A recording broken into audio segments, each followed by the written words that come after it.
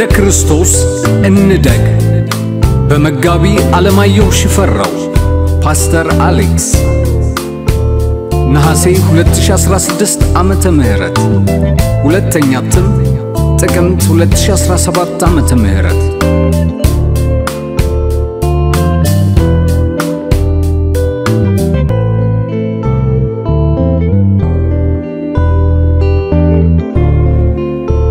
የመንፈሳዊ እድገት ደረጃዎች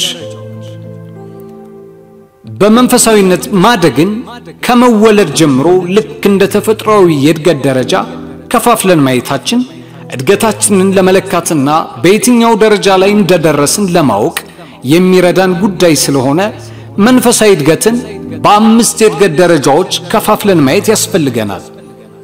እነዚህ አምስቱ የመንፈሳዊ ሰዎች የእድገት ደረጃዎች የምንላቸው የሕፃንነት ወይም የጨቅላነት የእድገት ደረጃ፣ የልጅነት የእድገት ደረጃ፣ የወጣትነት ወይም የጎልማሳነት የእድገት ደረጃ፣ የአባትነት የእድገት ደረጃ እንዲሁም የሽምግልና የእድገት ደረጃዎች ናቸው።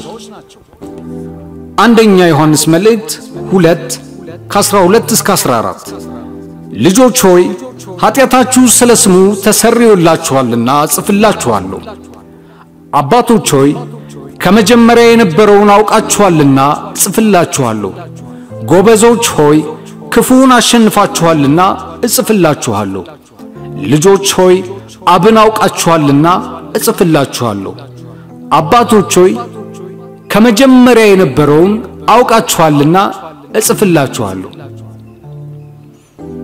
ጎበዞች ሆይ ብርቱዎች ስለሆናችሁ የእግዚአብሔርም ቃል በእናንተ ስለሚኖር ክፉንም ስላሸነፋችሁ እጽፍላችኋለሁ ይላል። ኤፌሶን 4:12-15 ሁላችን የእግዚአብሔር ልጅ በማመንና በማወቅ ወደሚገኝ አንድነት ሙሉ ሰውም ወደ መሆን የክርስቶስም ሙላቱ ወደሚሆን ወደ ሙላቱ ልክ እስክንደርስ ድረስ ቅዱሳን አገልግሎትን ለመስራትና ለክርስቶስ አካል ሕንጻ ፍጹማን ይሆኑ ዘንድ እንደ ስህተት ሽንገላ ባለ ተንኮል በሰዎችም ማታለል ምክንያት በትምህርት ንፋስ ሁሉ እየተፍገመገምን ወዲያና ወዲህም እየተንሳፈፍን ሕፃናት መሆን ወደፊት አይገባንም። ነገር ግን እውነትን በፍቅር እየያዝን በነገር ሁሉ ወደ እርሱ ራስ ወደሚሆን ወደ ክርስቶስ እንደግ። ቤተ ክርስቲያን ሰዎች ዳግመኛ የሚወለዱባት የሚያድጉባትና ለአገልግሎት ሥራ የሚዘጋጁባት መንፈሳዊ ተቋም ናት። ነገር ግን እነዚህም በተለያዩ የእድገት ደረጃዎች የምናያቸውን መንፈሳዊያን ሰዎች ሙሉ ማንነታቸውን ለማወቅ መጽሐፍ ውስጥ በተለያዩ ርዕሰ ጉዳዮች የምናያቸውም ስለሆነ ሙሉን መጽሐፍ በማንበብ የእድገት ደረጃችንን ማወቅ እንችላለን። ይህም ባላደግንበትና በደከምንበት የሕይወት አቅጣጫ በአጽንኦት እንድንሰራበት ስለሚረዳን።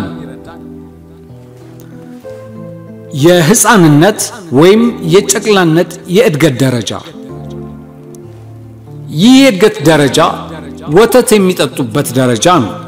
ይህ የሕፃንነት የእድገት ደረጃ የመጀመሪያው የመንፈሳዊነት የእድገት ደረጃ ሲሆን ዳግመኛ እንድትወለዱ ሰሞን ያለው የጨቅላነት ዕድሜ ላይ የሚገኙት ሕፃናት ናቸው።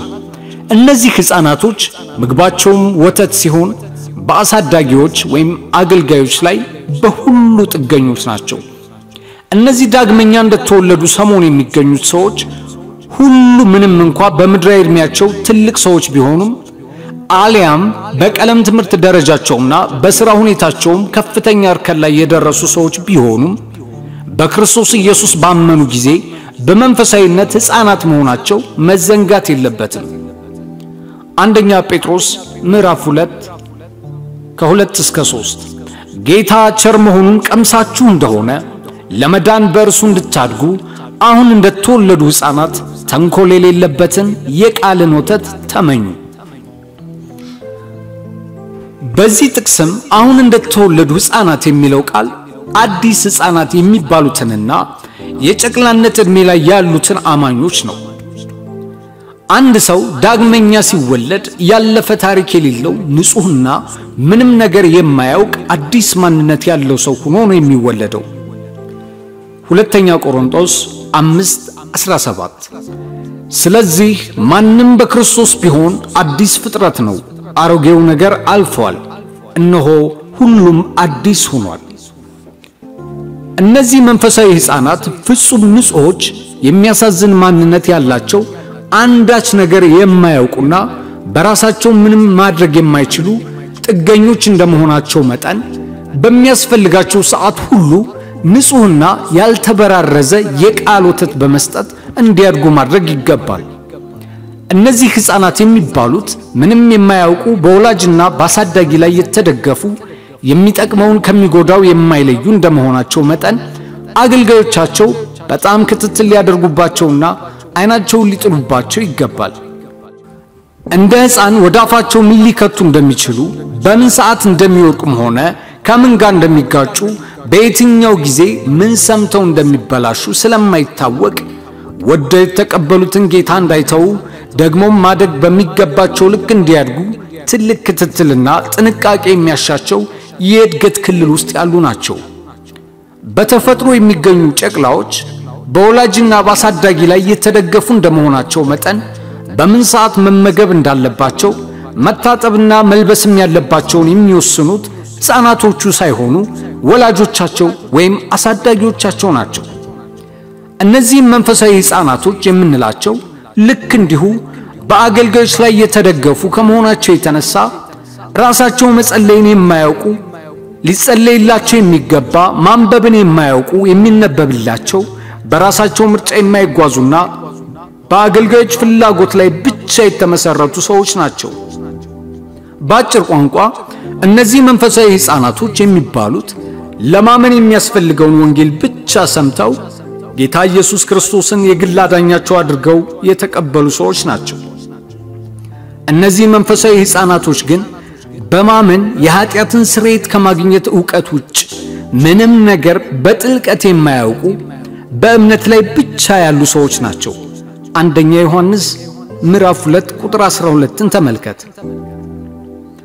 አንድ አማኝ ከዳነ ወይም ካመነ በኋላ መሰረታዊ የሆኑ መንፈሳዊ ዕውቀቶችን ማግኘት ይገባዋል። አንድ ሕፃን እንደተወለደ የእናትን ጡት እንደሚፈልግ ሁሉ ዳግመኛ የተወለደ አማኝ ሁሉ የቃል ወተት ሊፈልግ ወይም ሊመኝ ይገባዋል። የዮሐንስ ወንጌል ምዕራፍ 6 ቁጥር 69። እኛስ አንተ ክርስቶስ የሕያው የእግዚአብሔር ልጅ እንደሆንክ አምነናል አውቀናልም ብሎ መለሰለት። ወደ ኤፌሶን ሰዎች 4:12-13 ሁላችን የእግዚአብሔር ልጅ በማመንና በማወቅ ወደሚገኝ አንድነት። አንደኛ ጢሞቴዎስ 2:3-4 ሰዎች ሁሉ ሊድኑና እውነቱን ወደ ማወቅ ሊደርሱ በሚወድ። እነዚህን ጥቅሶች ተመልከት። እያንዳንዱ ሰው ከዳነ ወይም ካመነ በኋላ እውነትን ወደ ማወቅ እንዲደርስ እግዚአብሔር እንደሚፈልግ ሁሉ እርሱም ፍላጎት ሊኖረው ግድ ነው። ያለበለዚያ እድገት የሚባል የለምና። በዚሁ አጋጣሚ ግን መጽሐፍ ቅዱስ በመንፈሳዊነት ሕፃናት የሆኑትን ሰዎች በሁለት እንደሚከፍላቸው መዘንጋት የለብንም።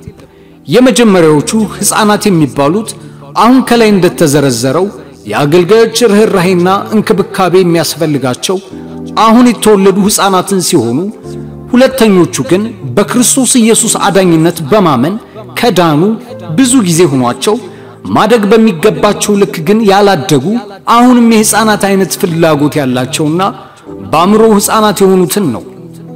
እነዚህ ከጊዜው የተነሳ ያላደጉትን ሕፃናት በጥልቀት ለመረዳት ከውስጥ በሚገኘው መንፈሳዊ ሰውና ስጋዊ ሰው የሚለውን መመልከት ይገባል።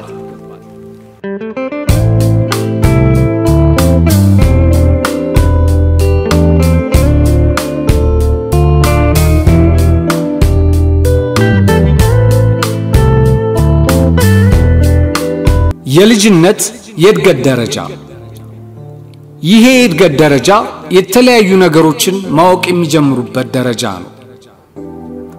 እነዚህ ክርስቲያኖች የተለያዩ መንፈሳዊ ዕውቀቶችን ከእግዚአብሔር ቃል የሚማሩበት፣ ብዙ የተለያዩ ነገሮችን የሚጠይቁበትና ማወቅ የሚፈልጉበት የእድገት ደረጃ ነው።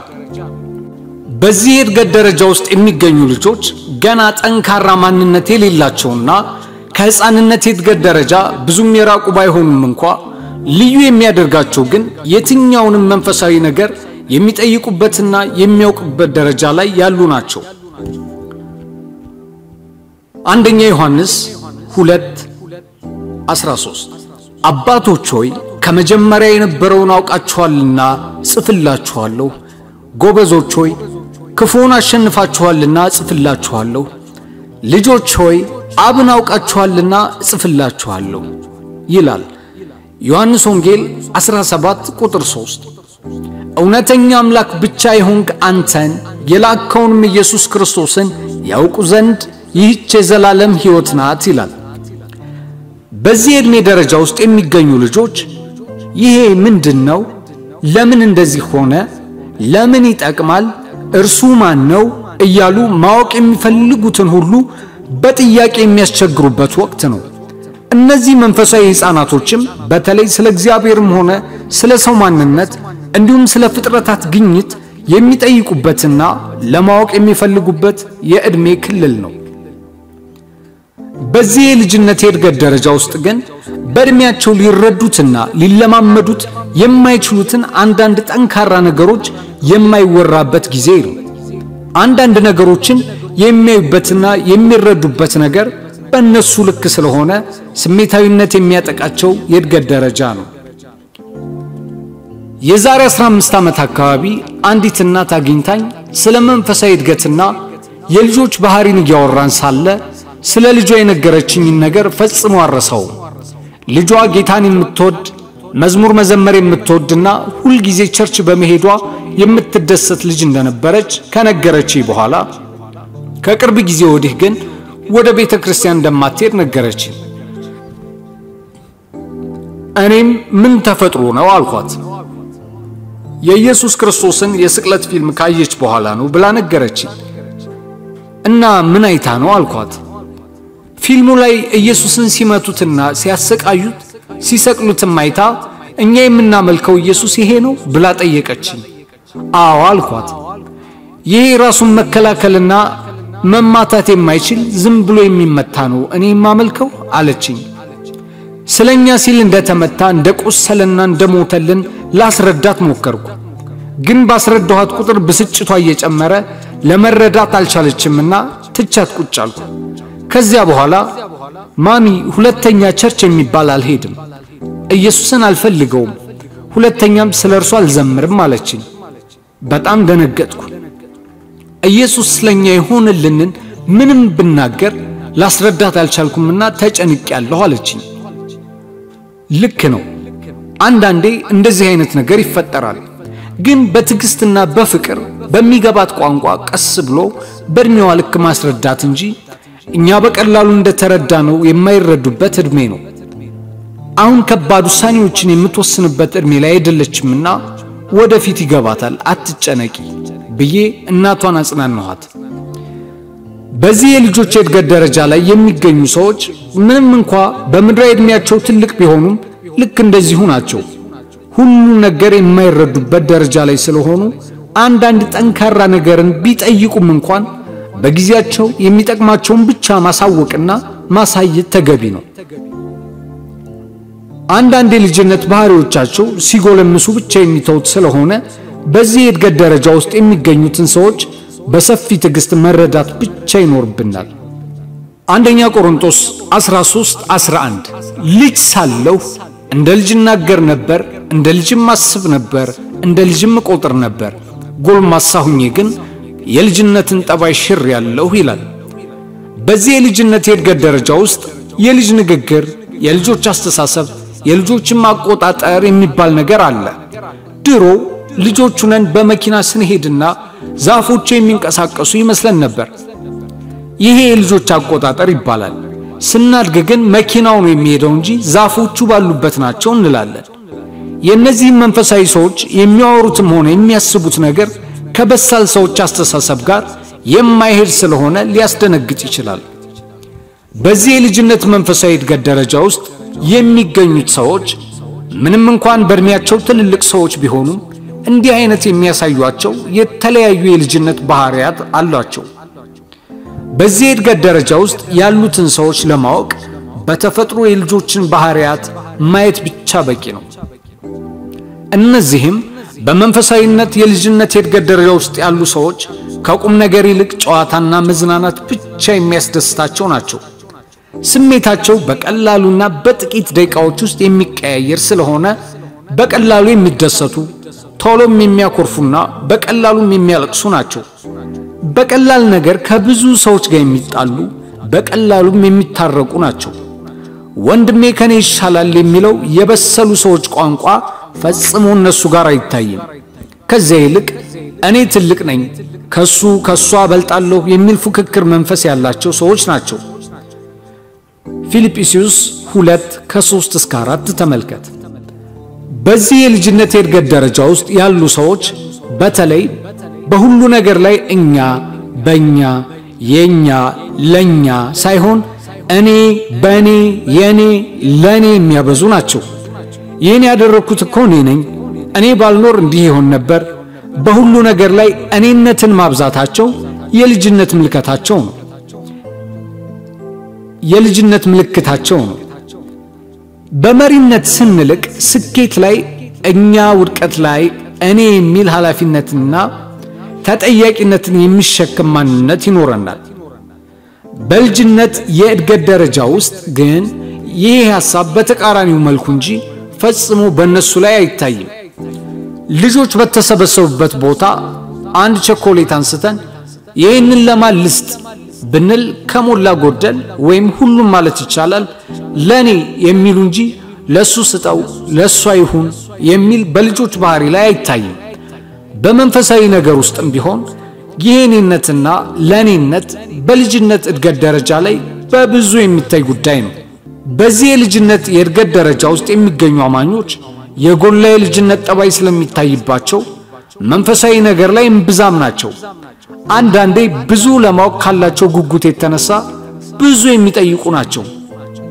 እግዚአብሔር ግን ለምን ሰይጣንን ፈጠረ? እግዚአብሔር በአንድ ጊዜ ሁሉንም ለምን አያድንም? እግዚአብሔር ካለ ሰዎች ለምን ይታመማሉ? እኔ ግን በሕይወቴ ብዙ ጥያቄ አለብኝ። ይህን ነገር በእኔ ላይ ሲሆን ጌታ ለምን ዝም እንዳለ አልገባኝም። እኔ በእርሱ ሳምን ይህ አደጋ ለምን መጣብኝ? በእንዲህና እንዲህ የሚመስሉ ብዙ ጥያቄዎችን ይጠይቃሉ። አንዳንዱ እንዲያውም ለጌታ ብሎ ጌታን የተቀበለ ይመስል በዚህ ጊዜ ጌታ ይህን ካላረገልኝ እኔ ጌታን እተዋለሁ ሲሉ ሁላ ይሰማል። እነዚህ ሰዎች በአጭር ቋንቋ በብዙ ጥያቄዎችና በጥቂት መልሶች ላይ የተቀመጡ ሰዎች ናቸው።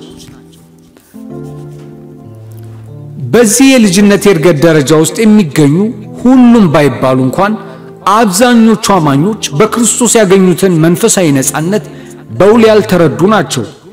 ከዚህ ይልቅ ጠላት እንዲህ አለኝ፣ እንዲህ አደረገብኝ፣ ኃጢአት እያሸነፈኝ ነው፣ አልቻልኩም፣ እርግማን አለብኝ፣ ጭንገፋ አለብኝ የመሳሰሉትን የሽንፈት ወሬዎችን የሚያወሩ ሰዎች ናቸው። እነዚህ በመንፈሳዊ ነገር የልጅነት እድገት ደረጃ ውስጥ የሚገኙ አብዛኞቹ ሰዎች ንቃተ ህሊናቸው በክርስቶስ የመስቀል ሥራ ለተሸነፈውና ስልጣኑ ለተገፈፈው ዲያብሎስ እንዲሁም ለኃጢአትና ለኃጢአት ውጤቶች እንጂ በክርስቶስ በማመንና አዲስ ፍጥረት በመሆን ላገኙት ርስትና ድል አይደለም። አማኞች ሁሉ እኮ በክርስቶስ በመሆን በዲያብሎስ ላይ ባለስልጣን የሆኑ የተቀደሱና የጸደቁ የተባረኩና በእርሱ ባለጠጎች የተደረጉ የከበሩና በክርስቶስም በአብ ቀኝ ከእርሱ ጋር የተቀመጡ ማንነታቸውና አድራሻቸውን የቀየሩ የእግዚአብሔር ልጆች መሆናቸውን ማወቅ አለባቸው። እነዚህ በመንፈሳዊነት የልጆች እድገት ደረጃ ላይ የሚገኙት ግን ይህንን መንፈሳዊ እውነት በጥልቀት የማያውቁ ናቸው። በተለይ በዚህ የልጅነት የእድገት ደረጃ ላይ የሚገኙትን ሰዎች አገልግሎት ውስጥ ቢሳተፉ የተሰጣቸውን የመንፈሳዊ አገልግሎት እንደሚገባ የሚወጡ አይሆኑ። አገልግሎቱን ቢፈጽሙ እንኳን ለታይታና ጎበዝ ለመባል ደግሞም ለጊዜው እንጂ የቀጣይነት ትጋት የሚጎላቸው ናቸው።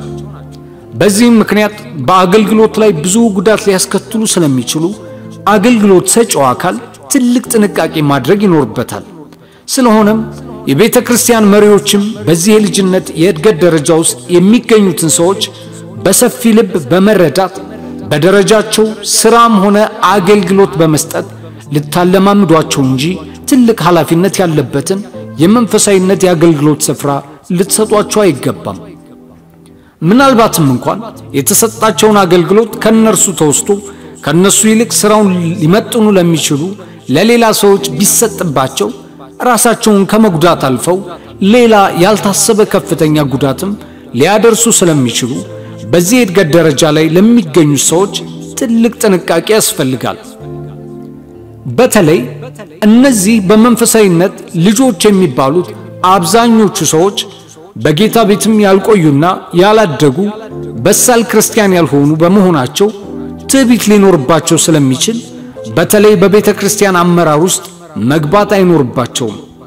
አንደኛ ጢሞቴዎስ ምዕራፍ 3 ከቁጥር 5 እስከ 7 ተመልከት። በቤተ ክርስቲያን አመራር ውስጥ ቢገቡ ዋናው ችግር የሚሆነው የቤተ ክርስቲያንን ሕዝብ በኩል አይን በአባትነት ልብ ማየት ስለማይችሉና እንደ ልጅነታቸው አድሏዊ በመሆን የእግዚአብሔርንም ሕዝብ ሊጎዱ ስለሚችሉ ነው። እንዲህ አይነት ባህሪ በተደጋጋሚ የሚታይባችሁ ከሆነ ራሳችሁን የልጅነት የእድገት ደረጃ ላይ እንደሆናችሁ በማወቅ ከዚህ ውስጥ መውጣትም ሆነ ማደግ የምትችሉበትንና የምታድጉበትን ትምህርት ማግኘት ይጠበቅባችኋል።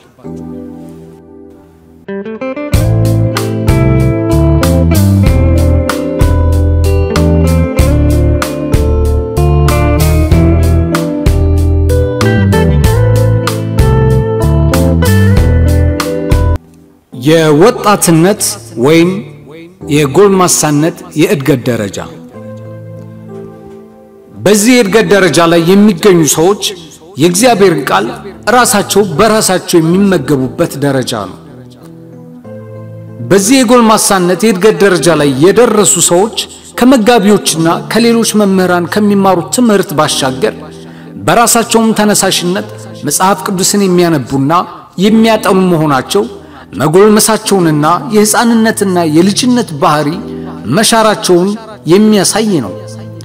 በዚህ የእድገት ደረጃ ላይ የደረሱ መንፈሳዊ ጎልማሶች ከመጽሐፍ ቅዱስ ውጪ ብዙ አጋዥና ጠቃሚ መንፈሳዊ መጽሐፍትን የሚያነቡ ከሌሎች አገልጋዮችም ከሚማሩት ትምህርት በተጨማሪ የራሳቸውን መረዳት አክለው የሚያወሩ ያለማንምና ምንም ግፊት በጸሎትም የሚተጉ መንፈሳዊያን ሰዎች ናቸው።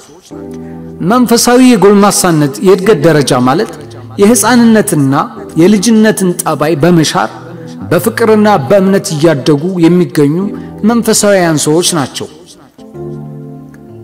አንደኛ ቆሮንቶስ 13:11 ልጅ ሳለሁ እንደ ልጅ እናገር ነበር፣ እንደ ልጅም አስብ ነበር፣ እንደ ልጅም ቆጥር ነበር፣ ጎልማሳ ሆኜ ግን የልጅነትን ጠባይ ሽሬአለሁ።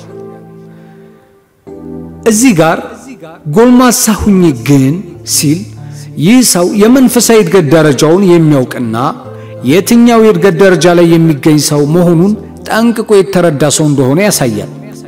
በእርግጥ በዚህ የፍቅር መጽሐፍ ላይ ይህንን የተናገረበት ምክንያት በፍቅር ማደጉን እየተናገረ መሆኑንም ያሳያል። ስለሆነም በመንፈሳዊነት ስንጎለምስ የሕፃንነትና የልጅነት ባህሪን እየሻርን ከራስ ይልቅ ለሌሎች ማሰብ የሚጀምርበት የእድገት ደረጃም ነው። በዚህ መንፈሳዊ የጎልማሳነት የእድገት ደረጃ ላይ የሚገኙ ሰዎች የእግዚአብሔርን ቃል ለመስማት የፈጠኑ ተግተው የሚያነቡና የሚያጠኑ ደግሞም በልባቸውም ውስጥ የሚያኖሩና የሚጠብቁት በመሆናቸው በዚህ የሚታወቁ ጠንካራ ክርስቲያኖች ናቸው።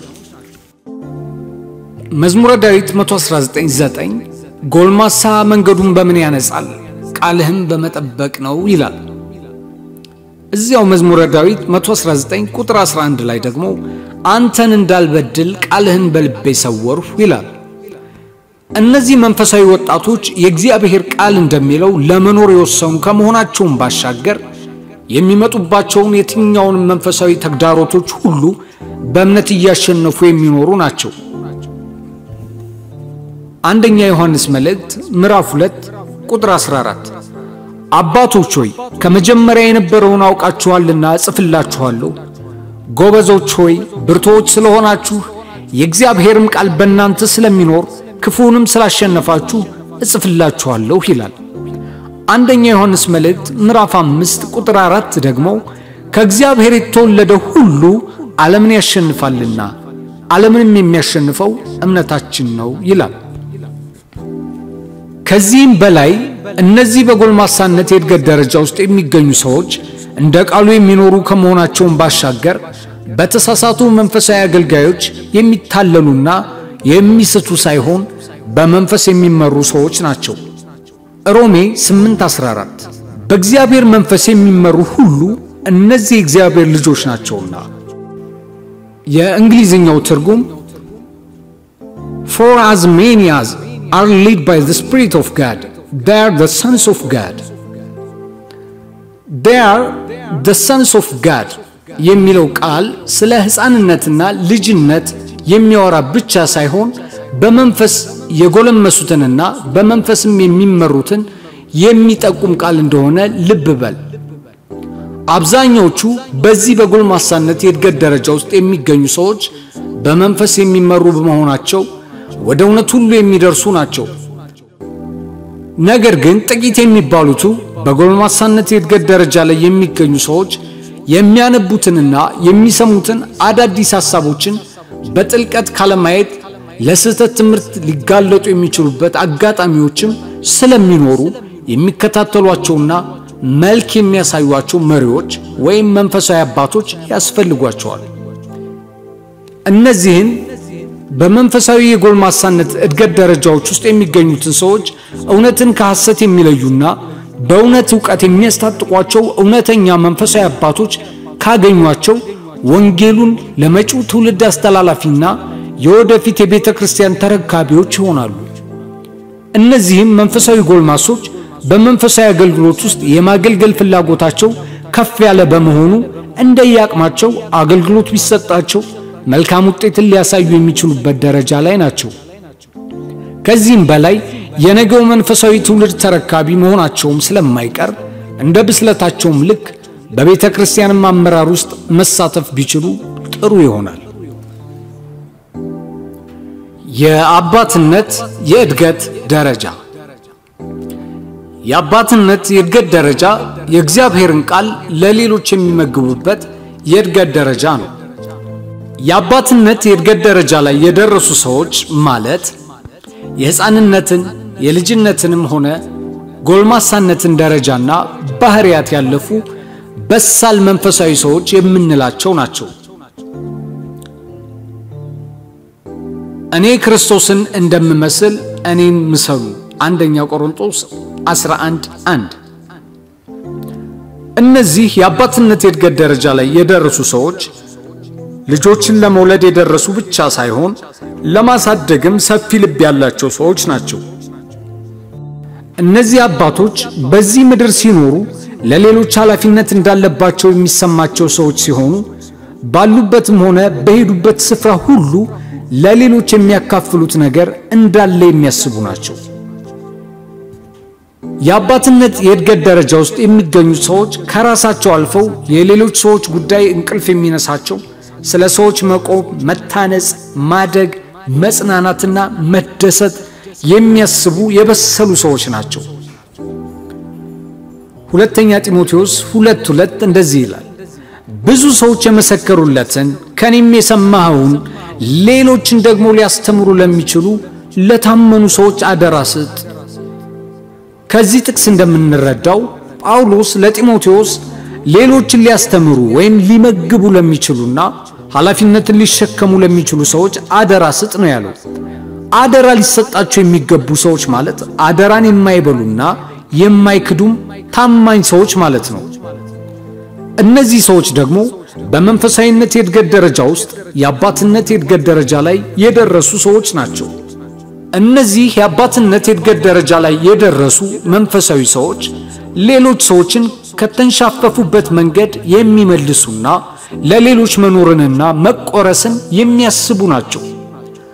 በዚህ በአባትነት የእድገት ደረጃ ላይ የደረሱ ሰዎች ስብከቶችን አዘጋጅተው ሌሎችን የሚያስተምሩ፣ ብዙ ምክረ ሐሳቦችን በማዘጋጀት ተተኪ አገልጋዮችን የሚያሰለጥኑ፣ የተለያዩ መንፈሳዊ መጽሐፎችን በመጻፍ ለአንባቢያን የሚያበቁ በተለያዩ በራሪ ወረቀቶች ሰዎችን ለመድረስ የሚያስቡና የሚያደርጉ ከራሳቸው አልፈው ለሌሎች የሚጸልዩ የሚማልዱ ያነበቡትንና የተረዱትን እውነት ለሌሎች የሚያካፍሉ ዕውቀታቸውንና ያላቸውን ሁሉ ለማካፈል የሚመኝ ልብ ያላቸው የበሰሉ መንፈሳዊ ሰዎች ናቸው። እነዚሁ የአባትነት የእድገት ደረጃ ላይ የደረሱ ሰዎች ከዚህም በተጨማሪ በቤተ ክርስቲያን ውስጥ የተለያዩ የአገልግሎት ህብረቶችን የሚያቋቁሙ የሚያደራጁ የሚመሩ ከመሆናቸውም ባሻገር በቤተ ክርስቲያን አመራር ውስጥ ቢገቡ የእግዚአብሔርን ሕዝብ በኩል ዓይን ማየትና በአባትነት ልብ ማቀፍ ስለሚችሉ በቤተ ክርስቲያን ውስጥ ትልቅ ውጤትን ሊያመጡ የሚችሉ ሰዎች ናቸው። እነዚህ መንፈሳዊ አባትነት እድገት ደረጃ ላይ የደረሱ ሰዎች ከእግዚአብሔር ዘንድ የቤተ ክርስቲያን ተከላ ራእይን ቢቀበሉ እንኳን በጥሩ ስኬትና ጽናት መወጣት የሚችሉ ሰዎች ናቸው። ምክንያቱም ስሜታዊነትንና ተድላን የሚፈልጉበትን ደረጃ ያለፉ መንፈሳዊ ሰዎች በመሆናቸው በሚያልፉበትና በሚገጥማቸው ነገር ሁሉ በደስታና በምስጋና ወደፊት የሚቀጥሉ እንጂ ከተቀበሉትና ከጀመሩት ኃላፊነት ወደ ኋላ የሚያፈገፍጉ ሰዎች አይደሉም። ሌላው ደግሞ እነዚህ በመንፈሳዊነት የአባት ልብ ያላቸው ሰዎች ወንጌልን በመስበክ የሚደሰቱ በሌላ ማለትም በሰዎች መዳን ደስ የሚላቸው በማሳደግና ብቁ የሆኑ አገልጋዮችን በማፍራት የሚረኩ ናቸው። ከዚህም በተጨማሪ በቤተ ክርስቲያን የተሰጣቸውን የአገልግሎት ኃላፊነት በአግባቡ የሚወጡ ከሌሎች አብረዋቸው ከሚያገለግሉ አገልጋዮች ጋር በፍቅር በታላቅ ትህትና በመከባበር የሚያገለግሉ መሆናቸው በመንፈሳዊነት ጠንካራ መሆናቸውን የሚያሳይ ነው። ከዚህም በላይ እነዚህ የእውነተኛ አባትነት ልብ ያላቸው ሰዎች ልጆቻቸው አድገው ሌላ ቤተሰብ ሊመሰርቱ ሲፈልጉ ደስ የሚላቸውና የሚመክሩም ናቸው እንጂ ራእይን ተቀብሎ ሌላ አጥቢያ ቤተ ክርስቲያንን ሊተክል የተነሳሳውን ልጃቸውን ለመግደል የሚያሳድዱ አይደሉም። እውነተኛ የአባትነት መንፈስ ያላቸው ሰዎች ልጆቻቸውን አስተምረውና አሳድገው ለትልቅ ደረጃ ሲያደርሱ ደስ የሚላቸው ናቸው። ማንም ሰው በማንም እንዲበለጥ አይፈልግም። እውነተኛ አባቶች ግን ልጆቻቸው ቢበልጧቸው የማይቀኑ ከመሆናቸውም ባሻገር ክብራቸው ራሱ በልጆቻቸው ነው። ለምሳሌ አንድ የባህላዊ ገበሬ ልጅ የሕክምና ዶክተር ወይም የአገር ፕሬዝዳንት ቢሆን አባቱ በዚህ ይደሰታል፣ በዚህም ይከበራል እንጂ ልጄ እኔን እንዴት ይበልጠኛል ብሎ አያኮርፍም። እውነተኛ መንፈሳዊ አባቶችም እንዲሁ ናቸው። የልጆቻቸው እድገት ለነሱ ክብራቸውም ሆነ ደስታቸው ነው። በአጠቃላይ እንደዚህ አባትነት የእድገት ደረጃ ላይ የደረሱ ሰዎች ሰፊ ልብ ያላቸውና ወደ እነሱ የመጡትን ሰዎች ሁሉ የሚያሳድጉ ለአገልግሎት ሥራ የሚያዘጋጁ በውስጣቸው ያለውን ጸጋ የሚያዳፍኑ ሳይሆን የሚያነሳሱና ባለራእይ የሚያደርጓቸው መሆኑ ይህ የአባትነት እድገት ደረጃ ላይ የመድረሳቸው ምልክት ነው።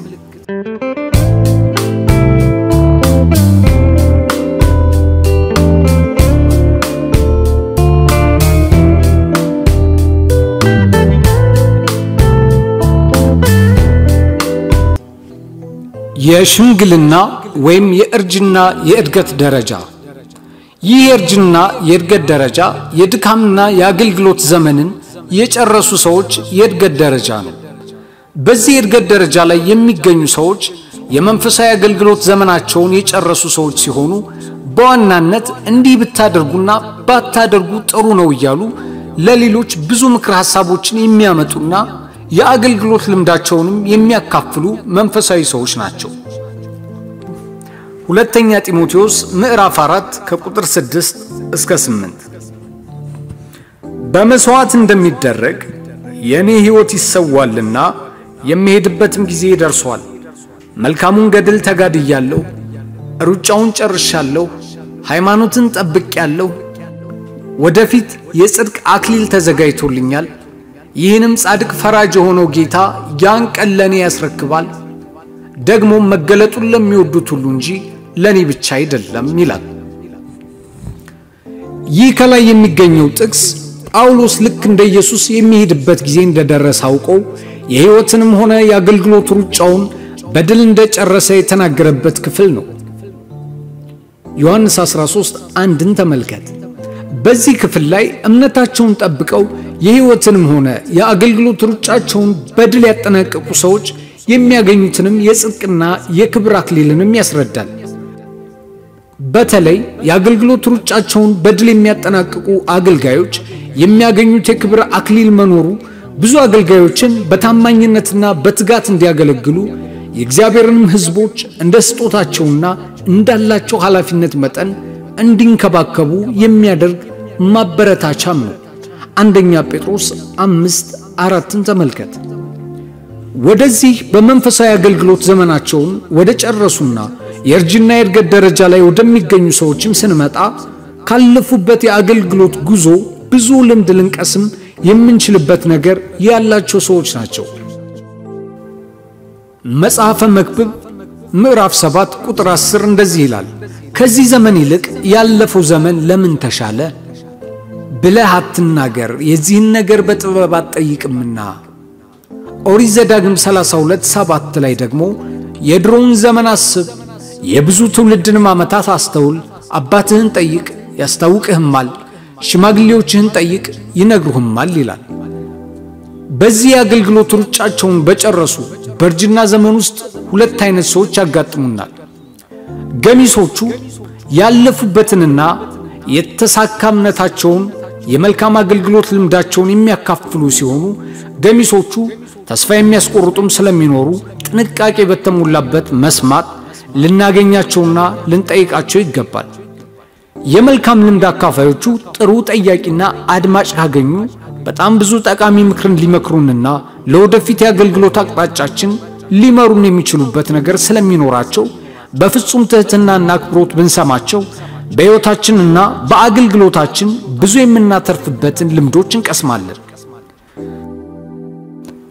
በተጓዙበትና ባገለግሉበት ዓመታት የገጠማቸውን አዎንታዊም ይሁን አሉታዊ አጋጣሚዎች ማለትም በበረቱበት እንድንበረታ፣ በደከሙበት እንዳንደክም፣ በወደቁበት እንዳንስት ከብዙ መጋጋጥ ከወዲሁ ሊያድኑን የሚችሉበት ጠቃሚ ምክር ሊኖራቸው ስለሚችል በፍጹም ትህትናና ትዕግስት የምንጠይቃቸውና የምንሰማቸው መንፈሳዊ ሰዎች ናቸው።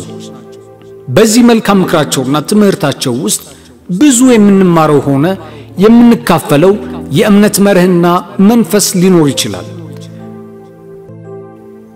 ሁለተኛ ጢሞቴዎስ 1:5 ባንተ ያለውን ግብዝነት የሌለበትን እምነትህን አስባለሁ፣ ይህም እምነት ቀድሞ በአያትህ በሎይድ በእናትህም በኤውንቄ የነበረባቸው ባንተም ደግሞ እንዳለ ተረድቻለሁ ይላል። ከላይ በተመለከትነው ጥቅስ ጢሞቴዎስ በአያቱ በሎይድ በእናቱም በኤውንቄ የነበረውን እምነት እሱም ቀጥሎታል። የቀደሙት አያቱና እናቱ ለእርሱ ያስተላለፉት ከእነርሱም የተቀበለው ግብዝነት የሌለበትን እምነት ነበር።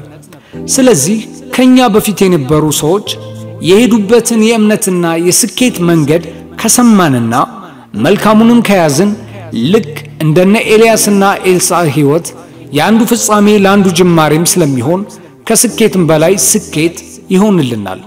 ሁለተኛ ነገሥት ምዕራፍ 2 ከቁጥር 8 እስከ 14 ተመልከት። በዚህ እርጅናና የድካም እንዲሁም የመካሪነት ደረጃ ላይ የሚገኙት አንዳንዶቹ ደግሞ ብዙ ጠቃሚ ምክር ሐሳብ ቢኖራቸውም እነሱ ግን እየሰሩ የሚገኙበት ዘመን ባለመሆኑና የአሁኑን ጊዜ ያለመረዳት ነገር ስለሚኖር በድሮ ሐሳብ ብቻ የተሞሉ ሊሆኑም ስለሚችሉ ምክር ሐሳብ ተቀባዮች ስንሰማቸው ጥንቃቄ ልናደርግ ይገባል። ከነዚህ የሽምግልና ወይም የእርጅና የእድገት ደረጃ ላይ ከሚገኙት ሰዎች ጥቂቶቹ ለአገልግሎት ስኬት እንዲህ አድርጉ እንዲህ ደግሞ አታድርጉ ብለው ከመምከር ይልቅ ድሮ በእኛ ጊዜ የነበረው መንፈሳዊነት እንዳሁኑ አይደለም፣ እኛ ገና መድረክ ላይ ስንቆም ሰይጣን ይጮህ ነበር፣ ብዙ በሽተኞች ይፈወሱ ነበር፣ ይህንና ይህንን የሚመስሉ መንፈሳዊ ታምራቶች እናደርግ ነበር እያሉ ድሮ ብቻ እግዚአብሔር እንደሚሰራ አሁን መስራት ያቆመ የሚያስመስሉ በተለይ አንዳንዶቹ በዚህ የሽምግልና የእርጅና ደረጃ ላይ ከሚገኙት ጥቂቶቹ ለማገልገል እንዳትነሳሱ ተስፋ የሚያስቆርጥ ነገር ሁሉ የሚያወሩም ስለሚኖሩ እንዲህ አይነቶቹም ደግሞ ከማክበርና የትልቅ ሰው ባርኮትን ለመቀበል ከማሰብ ባለፈ ብዙ ልንሰማቸው የማይገባም ሰዎች ይኖራሉ። ምክንያቱም ፈጽመው እድገታቸውን የጨረሱ መንፈሳዊ ነገርንም ማገልገል ያቆሙ ከሆኑ የሚሉትንም ሆነ የሚያደርጉትን ላያውቁ ስለሚችሉ ለራእያችንና ለስራችን ኃይል ሊሰጡን ስለማይችሉ አሰማም ላይ ጥንቃቄ ያስፈልገናል። የዮሐንስ ወንጌል ምዕራፍ 21 ቁጥር 18 እውነት እውነት እልሃለሁ አንተ ጎልማሳ ሳለህ ወገብህን በገዛ ራስህ ታጥቀህ ወደምትወደው ትሄድ ነበር፣ ነገር ግን በሸመገልክ ጊዜ እጆችህን ትዘረጋለህ፣ ሌላውም ያስታጥቅሃል፣ ወደማትወደውም ይወስድሃል አለ። ስለሆነም በዚህ የእድገት ደረጃ ላይ የሚገኙትን ሰዎች ከኛ የቀደሙ የወንጌል አገልጋይ በመሆናቸው በላቀ ከበሬታ ልናከብራቸው፣ ከነሱ ባርኮትን ልንቀበል፣ ባገለገሉበት ጊዜ ሁሉ ወንጌሉንም ከማስፋፋታቸው አንፃር በዘመናቸው ስላደረጉት ነገር ሁሉ ዕውቅና እየሰጠን ጠቃሚ የሆኑ ምክረ ሐሳቦቻቸውንም መርጠን እየተገበርን ከነሱ ጋር በፍጹም አክብሮትና ትህትና መጓዝ እንጂ በእርሜም ሆነ በአገልግሎት ስለቀደሙን ብቻ በሁሉ ነገር ብቁ እንደነበሩ ማሰብ ግን አይኖርብንም። መጽሐፈ ኢዮብ ምዕራፍ 32 ቁጥር 9 በእድሜ ያረጁ ጠቢባን አይደሉም፣ ሽማግሌዎችም ፍርድን አያስተውሉም ይላልና። የእድገት ደረጃዎች ማጠቃለያ። በመንፈሳዊነት የእድገት ደረጃ ሂደት ውስጥ የእድገት ደረጃችንን ማወቅ ዋናና አስፈላጊ ነገር ነው።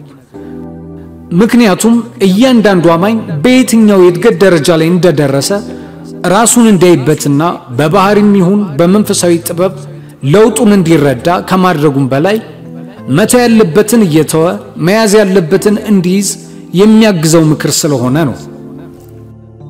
በእነዚህ የእድገት ደረጃዎች ውስጥ እያንዳንዱ ሰው እውነትን በፍቅር እየያዘ ከጊዜ ወደ ጊዜ ክርስቶስን ወደ መምሰል ጥቂት በጥቂት መለወጥ እንዳለበት ራሱን እንዲያይ ስለሚረዳው ነው። ከዚህም በላይ ደግሞ ይህንን የእድገት ደረጃ ማወቃችን ከራሳችን አልፈን በአንዳንድ አማኞች ላይ የሚታዩ የሕፃንነት ምልክቶች እንኳን ያለማደጋቸው እንጂ ዳግመኛ ያለመወለዳቸው እንዳልሆነ ሰዎችን መረዳት እንድንችልና በማንም ላይ ፈራጅ እንዳንሆን የሚጠቅም እውነት በመሆኑ ነው።